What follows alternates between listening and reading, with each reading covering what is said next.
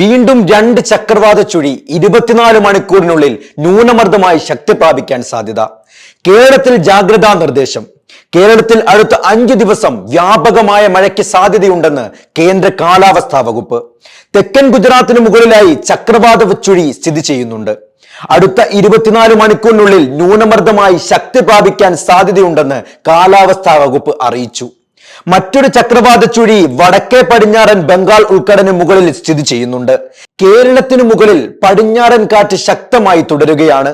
ഇന്നും നാളെയും കേരളത്തിൽ ഒറ്റപ്പെട്ട അതിശക്തമായ മഴയ്ക്ക് സാധ്യതയുണ്ട്.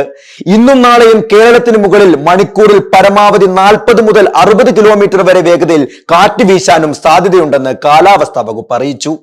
എല്ലാ ജില്ലകളിലും ഇത് ശക്തമായ മഴ തുടരുമെന്നാണ് മുന്നറിയിപ്പ്. വടക്കൻ ജില്ലകളിൽ ശക്തമായ മഴയ്ക്ക് സാധ്യതയുണ്ട്. നാളെ മുതൽ മഴയുടെ തീവ്രത കുറയും. ഇന്ന് 4 ജില്ലകളിലാണ് റെഡ് അലർട്ട് ഉള്ളത്. മലപ്പുറം, കോഴിക്കോട്, വയനാട്, കണ്ണൂർ, കാസർഗോഡ് ജില്ലകളിലാണ് റെഡ് അലർട്ട്. ഇടുക്കി, എറണാകുളം, തൃശൂർ, പാലക്കാട് ജില്ലകളിൽ ഓറഞ്ച് അലർട്ടാണ് മുന്നറിയിപ്പായിട്ട് നൽകിയിരിക്കുന്നത്. തിരുവനന്തപുരം, കൊല്ലം, പത്തനംതിട്ട, ആലപ്പുഴ, കോട്ടയം ജില്ലകളിൽ മഞ്ഞ അലർട്ടാണ്. അപകടകരമായ രീതിയിൽ ജലനിരപ്പ് ഉയരുന്നതിനെ തുടർന്ന് സംസ്ഥാന ജലസേചന വകുപ്പും കേന്ദ്ര ജല കമ്മീഷനും പറയുന്ന രീതികളിൽ ജാഗ്രതാ നിർദ്ദേശം പ്രഖ്യാപിച്ചിരിക്കുന്നു. ഈ നദികളുടെ തീരത്തുള്ളവർ ജാഗ്രത പാലിക്കുക, ഒരു കാരണവശാലും നദികളിൽ ഇറങ്ങാതിരിക്കുക, മുറിച്ചു കടക്കാനോ പാടില്ല തുടങ്ങിയ നിർദ്ദേശങ്ങളാണ് അവർ പങ്കുവച്ചിരിക്കുന്നത്. തീരത്തോട് ചേർന്ന് താമസിക്കുന്നവർ ജാഗ്രത പാലിക്കേണ്ടതാണ്.